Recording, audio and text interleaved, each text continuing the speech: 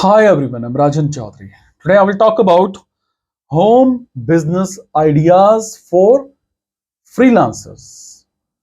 A third of workers in the UK now work on a freelance or contractual basis, meaning they work on an hourly or project fee basis, providing their services, time, and expertise to other businesses in exchange for a fee.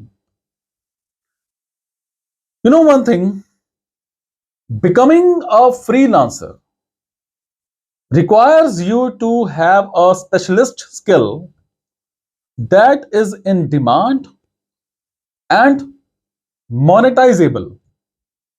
Examples of skills in demand that command high fees include web development, include graphic design, copywriting, software development,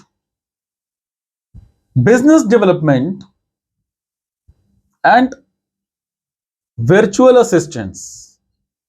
You can do pretty much anything from logo design to writing press releases. From there, you register on Upwork and people per hour.